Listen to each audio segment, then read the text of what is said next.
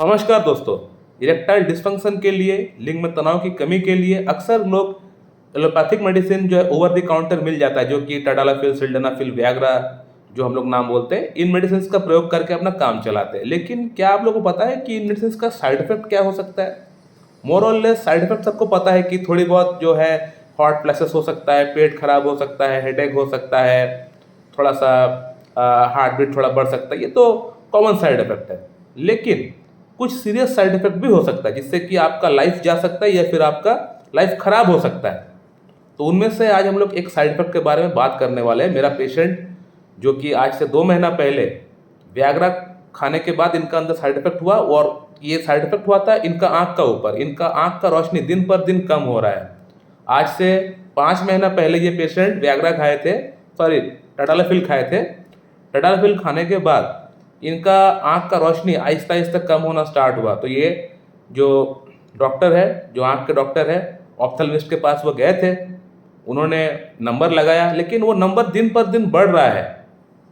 पिछले 5 महीने में इनका आँख का नंबर 4 बार 4 टाइम्स चेंज हो चुका है। यानी चश्मा का नंबर जो है, चश्मे का जो नंबर है वो बदल चुका है। फिर भी इनका काम नहीं हो रहा है। तो डॉक्टर भी परेशान हो गए कि क्या बात है, क्या हो सकता है कि इतना फ्रीक्वेंटली कैसे नंबर चेंज हो रहा है। तो पेशेंट को पता है कि इन्होंने क्या किया है, इनको पता है इन्होंने वियाग्रा खाया है, सॉरी टडालाफिल खाया। टडालाफिल खाने के बाद से ही इनका अंदर ये प्रॉब्लम स्टार्ट हुआ है। इनका आँख का रोशनी जो है आहिस्ता आहिस्ता करके कम होना स्टार्ट हुआ। जिस दिन वो टडालाफिल खाए थे उसके बाद से ही इनका अंदर आँख के सामने धुंधलापन सा आना स्टार्ट हो गया था, और वो जो धुंधलापन आना जो स्टार्ट हुआ वो आज तक कम नहीं हुआ। There are 12 pairs of cranial nerve which has emerged from our brain. And what are the name of those cranial nerve? Number 1, olfactory. Number 2, optic. Number 3, oculomotor. Number 4, trochlear. Number 5, trigeminal. Number 6, abducens. Number 7, facial. Number 8, vestibulocochlear nerve. Number 9, glossopharyngeal. Number 10, vagus. Number 11, accessory.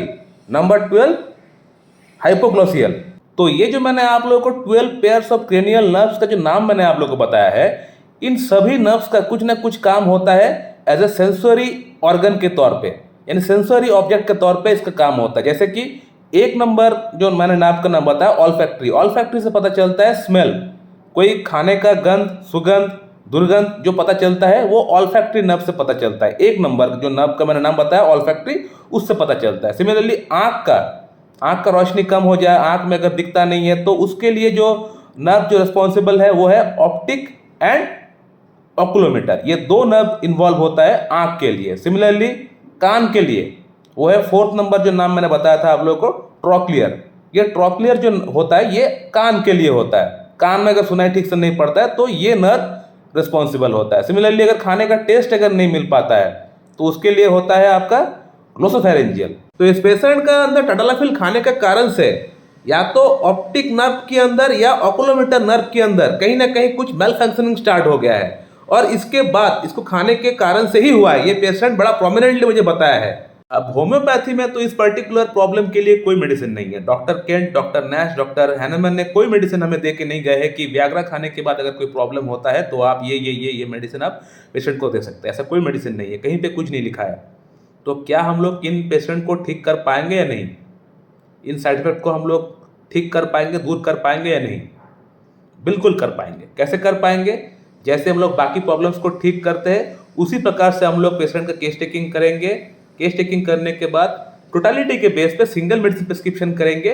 वो एक ही medicine patient का vital force को बढ़ाएगा, और vital force बढ़ने के कारण से पेशेंट के अंदर जो जो समस्या है वो एक समय में सभी प्रॉब्लम्स ठीक हो जाएगी। तो पेशेंट को मैंने थॉरोली केस टेकिंग किया। केस टेकिंग करने के बाद पेशेंट को मैं मैक्सोल प्रेस्क्राइब किया था 0/1, 2, 3, 4। इससे हुआ ये कि पेशेंट का अंदर प्रॉब्लम में काफ़ी अच्छा इंप्रूवमेंट आ गया। पेशेंट को खुद को पता नहीं चल रहा कि इतना अच्छा इंप्रूवमेंट कैसे आ गया। पेशेंट को एक्चुअली होम्योपैथी के बारे में कुछ पता था नहीं। बहुत लोग ऐसे हैं आज भी इंडिया में कि होम्योपैथी के बारे में उनको नॉलेज कुछ खास नहीं है। वो आयुर्वेदिक के बारे में जानते हैं, एलोपैथी के बारे में जानते हैं, लेकिन होम्योपैथी के बारे में कुछ खास नॉलेज नहीं है। तो उन पेशेंट में से ये एक पेशेंट है कि इनको कुछ खास नॉलेज नहीं है होम्योपैथी के बारे में।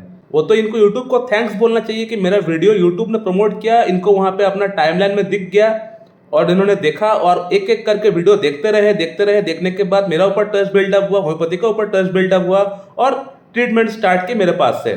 और आज 2 महीना हो गया है पेशेंट का ट्रीटमेंट मेरे पास चलते हुए। पेशेंट को काफ़ी अच्छा इंप्रूवमेंट आ गया। आप देख सकते हैं पेशेंट ने खुद लिखा है कि डॉक्टर साहब मैं यहाँ से एलोपैथिक ट्रीटमेंट को बंद कर चुका हूँ ऑलरेडी, मुझे दरकार नहीं है, मैं बिना चश्मे का देख पा रहा हूँ, काम कर पा रहा हूँ। यानी जो नंबर इनका बढ़ रहा था चश्मे का अब वो कम हो रहा है, यानी फिर से रिवर्स हो रहा है, फिर से नॉर्मल कंडीशन में, फिर से नॉर्मल पोजीशन में वो वापस आ रहा है। तो ये होम्योपैथी। और अब थोड़ा बात कर लेते हैं कि इस पेशेंट को मर्कसॉल ही क्यों प्रिस्क्राइब किया गया था। तो मर्कसॉल प्रिस्क्रिप्शन करने के पीछे जो नंबर 1 कॉज था वो था डिस्ट्रक्टिवनेस, तबाही। यानी जब भी आपको पेशेंट का अंदर कोई भी प्रॉब्लम लेकर पेशेंट आपके पास आए, चाहे प्रॉब्लम कुछ भी हो सकता है, लेकिन अगर आपको वहाँ पे डिस्ट्रक्टिवनेस अगर आपको दिख जाए, यानी तबाही हो रहा है, वहाँ से एक तरह से पेशेंट का अंदर जो डिटोरिएशन है वो बहुत काफ़ी फास्ट हो रहा है, पेशेंट का जो लाइफ है बहुत बद से बदतर हो रहा है, तो वहाँ पे आप सिफिलिस माइजम के बारे में सोचिएगा और एक एंटी सिफिलिटिक मेडिसिन के बारे में आपको सोचना पड़ेगा। और king of anti syphilitic medicine कौन कौन है? मर्कसॉल, सिफिलिनम और अमेट। ये 3 मेडिसिन बेसिकली हम लोग सोचते हैं king of anti syphilitic medicine के तौर पे। तो इस पेशेंट का अंदर डिस्ट्रक्टिवनेस क्या था? भाई आंख का रोशनी चला जा रहा था, अंधा हो रहा था, तो ये डिस्ट्रक्टिवनेस ही है ना। चाहे प्रॉब्लम कुछ भी हो, डिस्ट्रक्शन जहाँ पे आपको दिख जाए, जहाँ पे आपको तबाही दिख जाए, तो वो जो माइजम रहेगा वो है सिफिलिस माइजम। तो ये मेरा फर्स्ट पॉइंट ऑफ व्यू था पेशेंट को मर्कसॉल प्रिस्क्रिप्शन करने के लिए। लेकिन सिर्फ हम लोग ये एक पॉइंट के ऊपर बेस करके मर्कसॉल जैसी इतनी बड़ी रेमेडी को हम लोग प्रिस्क्राइब नहीं कर पाएंगे। मर्कसॉल जैसी मेडिसिन को प्रिस्क्रिप्शन करने के लिए हमें उसकी कुछ और साइन एंड सिम्टम्स की दरकार पड़ेगी। विदाउट दो साइन एंड सिम्टम्स हम लोग मर्कसॉल जैसी मेडिसिन को हम लोग प्रिस्क्रिप्शन नहीं कर पाएंगे। तो पेशेंट को हमने पूछा कि आपको पसीना ज़्यादा आता है? पेशेंट ने बताया हाँ डॉक्टर साहब बहुत ज़्यादा पसीना आता है, पसीने में दुर्गंध भी है, पसीने में दुर्गंध है, टॉयलेट में दुर्गंध है, लैट्रिन में दुर्गंध बहुत ज़्यादा है, एक्सेसिव दुर्गंध। दुर्गंध तो सबका होता है लेकिन एक्सेसिव जहाँ पे आ जाएगा तो उसको हम लोग पकड़ेंगे। साथ ही साथ जब रात को सोता है मुंह से लार निकलता है, तकिया भीग जाता है, ये और एक सिम्टम है मर्कसॉल का। इसके अलावा पेशेंट का कहीं पे कट जाता है, छिल जाता है, तो उसको सूखने में टाइम बहुत ज़्यादा लगता है, यानी डिलेड ऑफ हीलिंग। तो ये और एक सिम्टम है एंटी सिफिलिटिक माइजम की, ये और एक सिम्टम है मर्कसॉल की। इसके अलावा पेशेंट का जो जीभ था वो लार्ज था, थोड़ा सा फैटी था, साथ में साइड में कटा था, यानी इंडेंटेड था, जिसको हम लोग बोलते हैं मर्कसॉल का जो जीभ होता है। वो पेशेंट को मैंने बोला कि आप अपना जीभ निकाल के पिक्चर मुझे भेजिए, मैं देखना चाहूँगा। तो मैंने देखा वहाँ पे कटा था, यानी इंडेंटेड था। तो ये मर्कसॉल का सिम्टम हुआ। इसके बाद मैंने पेशेंट को पूछा कि आपने टडालाफिल जैसी मेडिसिन को क्यों खाया, क्या दिक्कत थी आपको टडालाफिल जैसी मेडिसिन आपको खाना पड़ गया, आपको इरेक्टाइल डिस्फंक्शन का प्रॉब्लम है? तो पेशेंट ने बताया डॉक्टर साहब मुझे इरेक्टाइल डिस्फंक्शन की प्रॉब्लम है, टाइमिंग की प्रॉब्लम भी है, मुझे कहीं पे जाना था, मुझे मीट करना था अपना जीएफ के साथ, तो मैंने सोचा कि टडालाफिल खा के मैं तो अपने आप को थोड़ा सा प्रिपेयर कर लूँ, उसके बाद मैं जाऊँ। तो पेशेंट ने फर्स्ट टाइम खाया, फर्स्ट टाइम खाने के बाद ही ये प्रॉब्लम उनका अंदर उत्पन्न हो गया, स्टार्ट हो गया। और मर्कसॉल जो मेडिसिन है ये इरेक्टाइल डिस्फंक्शन जैसी कंडीशन में भी काम में आती है। मैंने बहुत पेशेंट के इरेक्टाइल डिस्फंक्शन जैसी कंडीशन मर्कसॉल से ठीक किया हुआ है। सो माय डियर फ्रेंड, इस बार पेशेंट को मर्कसॉल ही प्रिस्क्राइब किया हूँ, मर्कसॉल 0/5, 6, 7, 8। इस बार का मेडिसिन से पेशेंट का अंदर प्रॉब्लम पूरी तरह सॉर्ट आउट हो जाएगा। साथ में इरेक्टाइल डिस्फंक्शन की अगर प्रॉब्लम है, जिस प्रॉब्लम के लिए इन्होंने टडालाफिल खाया है, तो इनका इरेक्टाइल डिस्फंक्शन की प्रॉब्लम भी इसी मेडिसिन से ठीक हो जाएगा और इनको अलग से कोई मेडिसिन खाने की दरकार नहीं है। सो माय डियर फ्रेंड, आप लोग ये ओवर द काउंटर जो मेडिसिन है, जो वियाग्रा, टडालाफिल, सिल्डेनाफिल, ये जो मेडिसिन है, इन मेडिसिन को खाने से अपने आप को बचाए, रोके।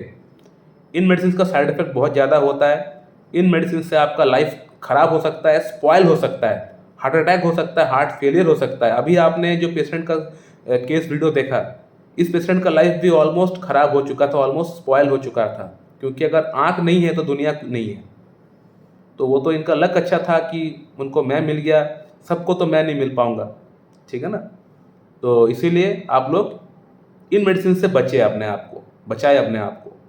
प्रॉब्लम अगर होता है, अगर आपको इरेक्टाइल डिस्फंक्शन का प्रॉब्लम है, तो किसी एक अच्छी क्लासिकल एमडी होम्योपैथिक डॉक्टर के पास से जाके बैठ के उनके सामने पूरा थॉरोली केस टेकिंग दे के आप ट्रीटमेंट कराइए। ऐसा डॉक्टर जो एक समय में एक पेशेंट को एक दवा दे, यानी 8-10 मेडिसिन ना दे, ऐसा डॉक्टर के पास आप लोग जाके ट्रीटमेंट कराइए, आपका प्रॉब्लम बेशक ठीक हो जाएगा। So thank you very much and have a good day.